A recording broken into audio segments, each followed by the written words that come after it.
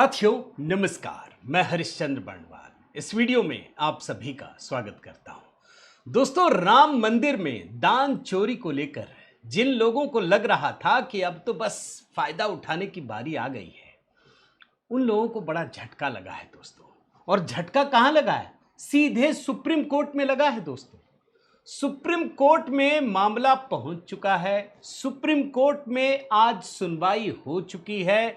Chief justice of India की bench में सुनवाई हुई और सुनवाई के दौरान जो कुछ हुआ दोस्तों, यकीन मानिए इन सारे लोगों को, इस पूरे गैंग को, जो गैंग ये सोचते थे ना कि बस अब तो राम जी के भरोसे बेड़ा पार हो जाएगा, नहीं होने वाला है। ये बड़ी गलत फहमी में थे दोस्तों। किस तरीके से इनको 6 झटके लगे गिन करके बता दूंगा। कोई नहीं बताएगा मेन स्ट्रीम मीडिया, बस यही आएगा कि एसआईटी रिपोर्ट मांग ली, ये हो गया वो हो गया। मैं एक एक चीज की जानकारी दूंगा। किन लोगों की याचिका थी, याचिका में क्या कहा गया, सुप्रीम कोर्ट ने जो निर्णय सुनाया, निर्णय क्या, ये तो पहली सुनवाई थी, अगली सुनवाई भी होगी, उससे किस प्रकार का झटका लगा है, ये सारी कहानी आज आपको बताने जा रहा हूं दोस्तों। और इसके साथ ही राम मंदिर में चाकरी के लिए एक नई अधिसूचना जारी की गई है, उसकी भी जानकारी दूंगा।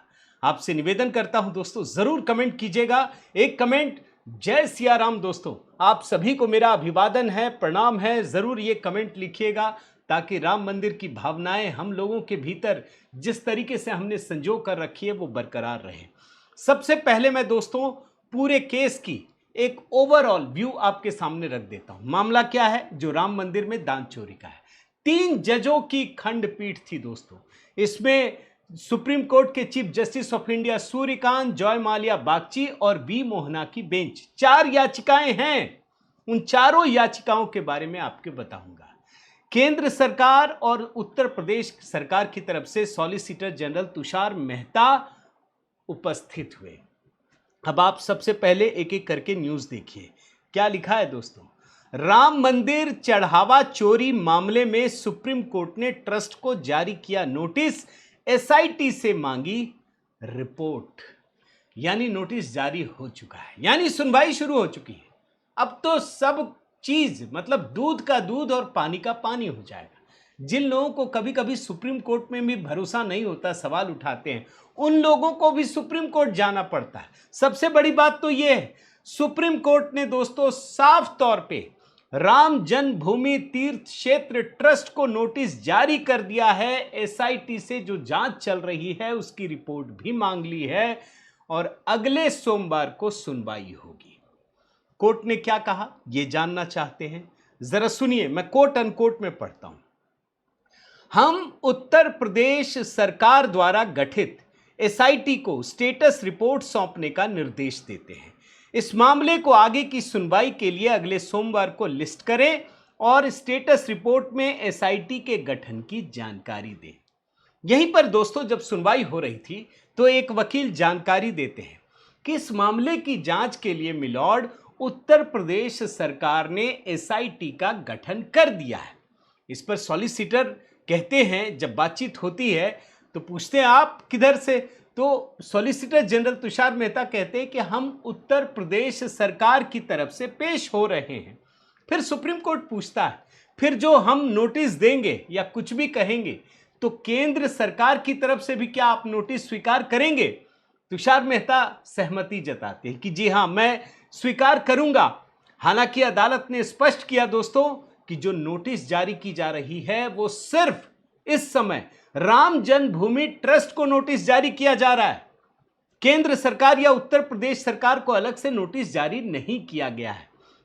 और दोस्तों इसके बाद तुषार मेहता कहते हैं कि हुजूर आपके सामने सील बंद लिफाफे में हम स्टेटस रिपोर्ट दाखिल करेंगे। हालांकि तुषार मेहता यह भी कहते हैं कि आप अभी नोटिस जारी मत कीजिए, लेकिन सुप्रीम कोर्ट मना कर देता। अभी तो मैं 6 झटके दिखाऊंगा ना, लेकिन ऐसा नहीं कि इनको झटका नहीं लगा। भाई तुषार मेहता कहते हैं अभी नोटिस जारी मत कीजिए। सुप्रीम कोर्ट ने अस्वीकार कर दिया। सुप्रीम कोर्ट ने बाकायदा ये कहा कि हमको पूरी जानकारी चाहिए, जैसे जांच अधिकारी कौन है एसआईटी में उसकी जानकारी चाहिए, जितने सीसीटीवी हैं सब कुछ सुरक्षित होना चाहिए, और उसके बाद ये पूरी की पूरी जो सुनवाई होगी वो अगले सोमवार को होगी। अब देखिए, पहला झटका यही मैं आपको बता देता हूं, आपको समझ में आ जाएगा। जो याचिका करता है दोस्तों, 4 याचिका करता है, अभी उनकी एक एक करके जानकारी दूंगा। एक याचिका करता ये कहते हैं, मांग करते हैं कि जब हुजूर आपके सामने स्टेटस रिपोर्ट आएगी एसआईटी जांच की, तो हमको भी मुहैया कराया जाए। ये याचिकाकर्ताओं की तरफ से मांग की जाती है। जानते हैं, सुप्रीम कोर्ट ने खारिज कर दिया। सुप्रीम कोर्ट ने यह कहा, मुख्य न्यायाधीश ने कहा कि अभी जांच जारी है, बाद में इस पर विचार करेंगे। यानी जो याचिकाकर्ता हैं, उनको अभी एसआईटी की रिपोर्ट नहीं मिलेगी। एक बात याद रखिएगा दोस्तों, ये पहला झटका बता रहा हूं, हमेशा याद रखिएगा। जो भी लोग राम मंदिर को लेकर के अभी उत्तेजित हो रहे हैं, उतावले हो रहे हैं, ढूंढ रहे हैं रिपोर्ट, एकदम पन्ने पलट रहे हैं, मैं यकीन के साथ कह सकता हूं दोस्तों, इनका राम मंदिर में कोई आस्था नहीं है, किसी भी प्रकार से नहीं है। यह साफ साफ दिखता है। किसी का भी नाम ले लीजिए, राम भक्तों को भी निराशा हुई है, भाई हम जैसे लोगों को भी निराशा हुई है राम मंदिर में चोरी होने से। लेकिन हमको विश्वास है कि जो जांच चल रही है, जो योगी मोदी करवा रहे हैं, वो जांच पूरी हो करके रहेगी। और इसीलिए जब याचिकाकर्ता मांग करते हैं ना एसआईटी रिपोर्ट की, तो उसका मकसद कुछ और है। जैसे ही एसआईटी रिपोर्ट आएगी ना, कुछ इधर उधर के छोटे मोटे फैक्ट उठाएंगे और बदनाम करना शुरू कर देंगे, राम मंदिर को करेंगे। यह पहला झटका है। मैं पहले आपको दोस्तों चाहता हूं चारों याचिकाओं के बारे में बता दूं। याचिकाकर्ता के बारे में सुनेंगे तो आपके होश उड़ जाएंगे। पहली याचिका, नरेंद्र कुमार गोस्वामी, यह पहली याचिका है दोस्तों। इन्होंने क्या मांग की है? सीबीआई जांच कराने और दूसरा, श्री राम जन्मभूमि तीर्थ क्षेत्र ट्रस्ट के वित्तीय लेन देन का सीएजी से ऑडिट कराने की मांग की गई है। पहला झटका क्या था? एसआईटी रिपोर्ट मांगी, नहीं मिला। सीबीआई जांच की मांग की गई, अस्वीकार हो गया, अभी कोई फैसला नहीं हुआ। स्वीकार भी मत बोलिए, कोई फैसला ही नहीं हुआ। तीसरी मांग, सीएजी से ऑडिट कराने की मांग, कोई फैसला नहीं हुआ। 3 तो यही झटके हो गए। दूसरी याचिका सुनिए, अजय कुमार राय और दिनेश कुमार यादव, सीबीआई जांच की मांग यहां भी की गई और साथ ही यह कहा गया कि मिलॉर्ड आप उत्तर प्रदेश सरकार और केंद्र सरकार को निर्देश दीजिए। कुछ नहीं दिया, नोटिस भी जारी नहीं किया। नोटिस किसको किया गया है? राम जन्मभूमि ट्रस्ट को किया गया है। तो यह एक और झटका है दोस्तों। तीसरी जनहित याचिका जानते हैं किसने की है? यकीन नहीं होगा, जैसे अखिलेश यादव की कहानी देखकर आश्चर्य लगता है ना, जैसे केजरीवाल जी का भी लगता है ना, वैसे ही मैं आपको बता रहा हूं। ये राष्ट्रीय जनता दल के सांसद हैं सुधाकर सिंह। वो कह रहे हैं कि सुप्रीम कोर्ट की निगरानी में सीबीआई जांच कराइए, फॉरेंसिक ऑडिट कराइए। सुप्रीम कोर्ट की निगरानी में जांच नहीं हो रही है अभी तो रिपोर्ट ही मांगी गई है, यानी यहां भी झटका लगा। चौथी याचिका क्या है वो सुनिए, हिंदू धर्म परिषद की ओर से।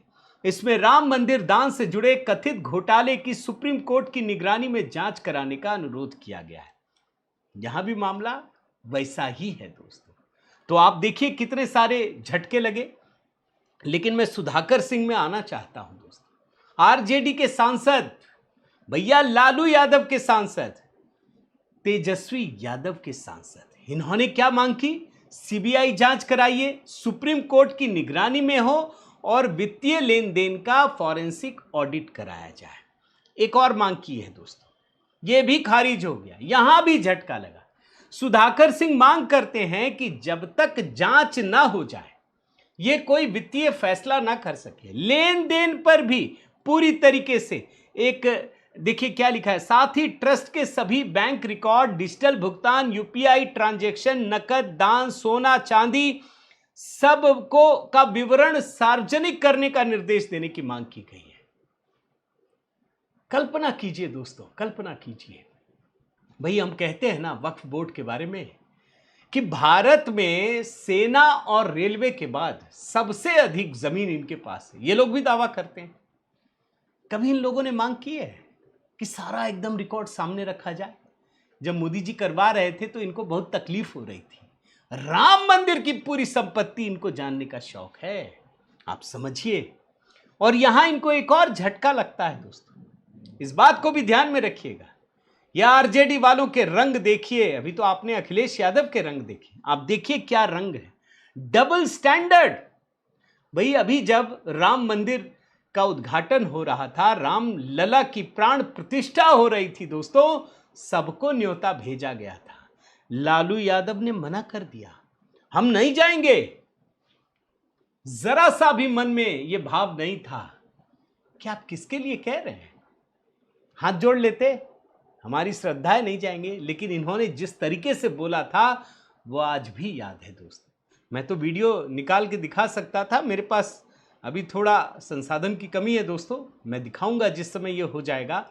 लेकिन ये लालू यादव जो राम मंदिर उद्घाटन में विरोध कर रहे थे, आज इनके सांसदों को बड़ी चिंता हो रही है राम मंदिर की, ये भी झटका है। फिर जब मैं आरजेडी की बात कह रहा हूं दोस्तों, तो आपको याद दिलाता हूं, एक और शख्स हैं शिक्षा मंत्री आरजेडी के, याद है ना आपको, वो क्या कहते थे, वो रामचरितमानस को कूड़ा बताते थे। चंद्रशेखर शिक्षा मंत्री, बताइए, जिन्होंने कूड़ा बताया रामचरितमानस को, आज कैसे कैसे दिन देखने पड़ रहे हैं, क्या क्या करना पड़ रहा है, कहां जाएगा आपका सेक्युलरिज्म। लेकिन घबराइए नहीं दोस्तों, इनका मकसद कोई राम मंदिर में आस्था नहीं है, इनका मकसद है हिंदुओं को चिढ़ाना। याद रखिएगा, इनका मकसद है कि राम मंदिर के प्रति जब हिंदुओं की आस्था डिग जाएगी तो फिर इनका सेकुलर वोट काम आएगा, टुकड़ों में बट जाएगा और ये जीत जाएंगे। यही सबसे बड़ी बात है दोस्तों। लेकिन सुप्रीम कोर्ट में इंतजार कीजिए, अभी तो सोमवार को सुनवाई होगी। कुछ और अपडेट देता हूं दोस्तों, चढ़ावा चोरी को लेकर के एक बड़ा खुलासा हुआ है। जैसे जैसे जांच आगे चल रही है, बड़े बड़े खुलासे हो रहे हैं। अब देखिए क्या होता है कि जो 2 शिफ्ट में चढ़ावे की गिनती होती थी, पहली शिफ्ट सुबह 6 बजे से दोपहर 2 बजे तक चलती थी और दूसरी शिफ्ट 2 बजे से रात के 9 बजे तक चलती थी। जब कड़ाई से पूछताछ हुई तो पता चला कि सबसे अधिक दान की चोरी शाम वाली शिफ्ट में होती थी और 40 दिन के अंदर 70 बार दान में से चोरी की गई है। सबसे अधिक किसने किया वो भी सुनिए, अविनाश ने 50 से ज्यादा बार चढ़ावे पर अपना हाथ साफ किया है, जबकि आरोपी अनुकल्प मिश्रा, अविनाश शुक्ला एक दूसरे की मदद किया करते थे। अब जानते हैं दोस्तों, ये जो जांच हो रही है ना, ये पहले हाईकोर्ट पहुंची थी।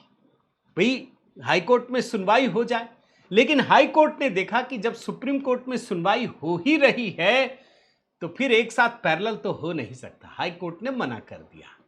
लेकिन जब सुप्रीम कोर्ट में जांच हो रही है तो एक बात जानना जरूरी है दोस्तों, मैं सिर्फ याद दिला दे रहा हूं, मैंने कई बार दिखाया अखिलेश यादव का बयान। अभी तो आपको तेजस्वी यादव, लालू यादव का दिखाया ना, अखिलेश यादव का बयान तो भूले नहीं है ना। भाई इनको तो गर्व होता है ना कि मैंने ही खुलासा किया, सब कुछ आपने किया। भाजपा वालों को तो डर नहीं है, आप कहीं से भी जांच करा लो, एसआईटी से करा लो, सीबीआई से करा लो, ईडी से करा लो, सुप्रीम कोर्ट से करा लो, किसी से भी करा लो, भाजपा को कोई आपत्ति नहीं है, आरएसएस को भी आपत्ति नहीं, मोदी योगी को भी नहीं है। आपत्ति किसको है? पढ़ लीजिए क्या लिखा है, switch off CCTV, Ram temple offerings will return. किसने कहा था? अखिलेश यादव ने, कि बत्ती बंद कर दीजिए, चुराने वाले लोग वापस कर देंगे। क्यों कहा था? कुछ तो झोल होगा ना, कुछ तो मामले में गड़बड़ी होगी ना, इसीलिए सुप्रीम कोर्ट से लोगों का फंसना तय है दोस्तों। जिनके प्रति भी इनकी भक्ति होगी कि भैया ये बच जाएंगे, मामला भी निकल गया, ये बच जाए, अब नहीं होगा, पकड़ाएंगे चोरी करने वाले। और इसी के साथ एक और अपडेट कर दूं दोस्तों, बड़ी खबर है, राम मंदिर तीर्थ क्षेत्र में एक सीईओ की नियुक्ति की औपचारिक रूप से वैकेंसी निकाल दी गई है। योग्य उम्मीदवारों की तलाश शुरू हो चुकी है। आवेदन के लिए आमंत्रण भेज दिया गया, बाकायदा इसमें एक ईमेल की जानकारी दी गई है, searchcommittee.srjbt@gmail.com। मैं सबको बोलता हूं और ये वीडियो अधिक से अधिक लोगों तक ये वाला हिस्सा पहुंचा दीजिएगा दोस्तों। जिनकी भी राम मंदिर में आस्था है जरूर भेजें। 18 जुलाई शाम 4 बजे तक आप अपना आवेदन कर सकते हैं। राम मंदिर ट्रस्ट के सीईओ सीधे जनरल सेक्रेटरी को रिपोर्ट करेंगे आवेदक की सैलरी सुविधाएं बाद में तय की जाएंगी। मैं जरा आपको वो ट्वीट दिखाता हूं जो एक्स में डाला है। श्री राम जन्मभूमि तीर्थ क्षेत्र न्यास श्री राम जन्मभूमि मंदिर के मुख्य कार्यकारी अधिकारी पद के लिए योग्य जनों से आवेदन आमंत्रित करता है। आवेदन की अंतिम तिथि शनिवार 18 जुलाई 2026 शाम 4 बजे। मैं जरा इस फॉर्म को दिखाता हूं दोस्तों। मेरी इच्छा है कि मेरे देखने वाले तमाम जो भी सोशल मीडिया परिवार के लोग हैं, आप सभी भगवान राम से हमारे आराध्य हैं, राम जन्मभूमि तीर्थ क्षेत्र ट्रस्ट से भी जुड़े हैं, राम मंदिर से भी जुड़े हैं। आप इसको अधिक से अधिक लोगों तक पहुंचाइए ताकि जिनकी इच्छा हो, जो योग्य उम्मीदवार हो, वो भरें, अधिक से अधिक संख्या में भरें ताकि इनके पास विकल्प हो। जरा अधिसूचना की कॉपी दिखाता हूं, देखिए। मुख्य कार्यकारी अधिकारी के चयन हेतु आवेदन आमंत्रण की अधिसूचना। तीर्थ क्षेत्र संस्था के मुख्य कार्यकारी अधिकारी के चयन हेतु योग्य एवं इच्छुक अभ्यर्थियों से आवेदन आमंत्रित करता है। इस संबंध में जानकारी निम्नानुसार है। पद मुख्य कार्यकारी अधिकारी, सेवा अनुबंध की अवधि 3 वर्ष और आगे रिन्यू किया जा सकता है। पद स्थापन का स्थान अयोध्या है। वेतन सुविधाएं बातचीत से निश्चित की जाएंगी। शैक्षणिक योग्यता न्यूनतम स्नातक, सिर्फ ग्रेजुएशन है। भैया मुद्दा कुछ और है ना। आयु 50 से 70 वर्ष के मध्य, अनुभव विशाल सार्वजनिक संगठन संस्था विभाग 20 वर्षों का अनुभव हो। तमाम चीजें इसमें लिखी हैं, सारी चीजें। भाषा ज्ञान हिंदी और अंग्रेजी का अच्छा ज्ञान अनिवार्य है। 18 जुलाई 2026। और मेल आईडी मैं फिर से पढ़ देता हूं, searchcommittee.srjbt@gmail.com। और उसके साथ संलग्न भी किया है पूरा का पूरा दायित्व, क्या क्या करना है, जैसे संस्था वैधानिक प्रशासनिक वित्तीय कार्यों का निष्पादन, संस्था के स्वरूप और आकार के अनुसार कार्य प्रणाली, उद्देश्य स्वरूप आकार के अनुसार संगठन गठित करना, सारी चीजें। ये जो लोग एक दूसरे पे डालते हैं ना, नहीं जी मैंने तो नहीं किया, उसने साइन किया होगा, नहीं मैंने नहीं किया, मैंने तो इसको दे रखा था, ये नहीं होगा। अब ये सीईओ की जिम्मेदारी हो, फुल टाइम काम, कोई बचने का नहीं, और प्रोफेशनल आदमी चाहिए। मैं इसका स्वागत करता हूं दोस्तों। मैं चाहता हूं कि आप इस हिस्से को अधिक से अधिक लोगों तक पहुंचा दीजिएगा ताकि अधिक से अधिक संख्या में लोग भरें, लोगों को पता चले दोस्तों। लेकिन मैं आखिर में एक चीज आपको बताना चाहता हूं दोस्तों, ये मामला क्यों उठा रहे हैं, लगातार सब उठा रहे हैं, क्यों उठा रहे हैं, मैं जरा उसकी याद दिलाता हूं, कहीं गड़बड़ी ना हो जाए, इसलिए बता रहा हूं। याद कीजिए दोस्तों, बाबरी विध्वंस, अयोध्या में राम मंदिर के लिए जब बाबरी विध्वंस हुआ था 6 दिसंबर 1992 को, भारतीय जनता पार्टी जीत नहीं पाई थी। भूल तो नहीं गए? भाजपा की वापसी नहीं हुई। भाजपा को लग रहा था अरे अब तो ये हो गया, अब तो प्रचंड बहुमत मिलेगा, नहीं मिला, भाजपा हार गई। फिर उसके बाद 2024 राम मंदिर का उद्घाटन, रामलला की समझिए प्राण प्रतिष्ठा, क्या हुआ, लगातार 2 बार से जो पार्टी बहुमत में थी, पूर्ण बहुमत में, वो 240 में सिमट गई, ये गदगद हो गए, और आज वही परिस्थिति क्रिएट की जा रही है। मैं जरा आपको सिर्फ 2 खबर आज की दिखा रहा हूं दोस्तों, ये दोनों खबर सिर्फ आज की है, आपके होश उड़ जाएंगे। जो लोग गदगद है ना, उनको समझना पड़ेगा। और मैं तो कहता हूं भारतीय जनता पार्टी वाले जरा होशियार रहना, और चाहे योगी जी हो मोदी जी हो, उनकी टीम को यह पता होना चाहिए ये साजिश चल रही है। मैं तो दंग रह गया अनुराधा पौडवाल का यह बयान सुन करके, विश्वगुरु करना बंद करो, राम मंदिर पे कह रही है चोरी हो गया। अरे तो क्या ये मतलब भाजपा वालों ने चुरा लिया क्या? जांच हो रही है ना, किसी को बचाने की कोशिश तो नहीं हो रही है, सोचना चाहिए। फिर इसी तरीके से नृपेंद्र मिश्रा, मुझे बैठक में नहीं बुलाया, हो क्या रहा है?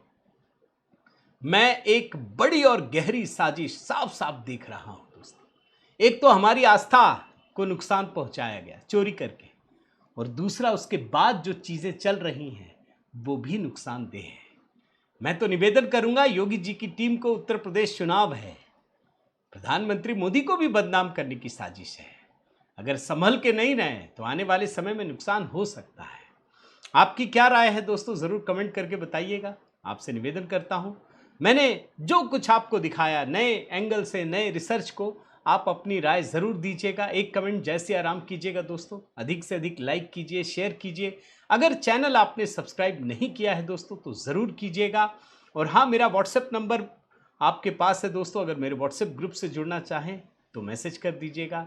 अगर आप हमारी स्वतंत्र और राष्ट्रवादी पत्रकारिता को सपोर्ट करना चाहते हैं तो सभी नंबर जो हैं वो डिस्क्रिप्शन में डले हुए हैं, सारे यूपीआई नंबर और तमाम चीज़ें। आइए जुड़िए। बहुत बहुत धन्यवाद। जय सिया राम।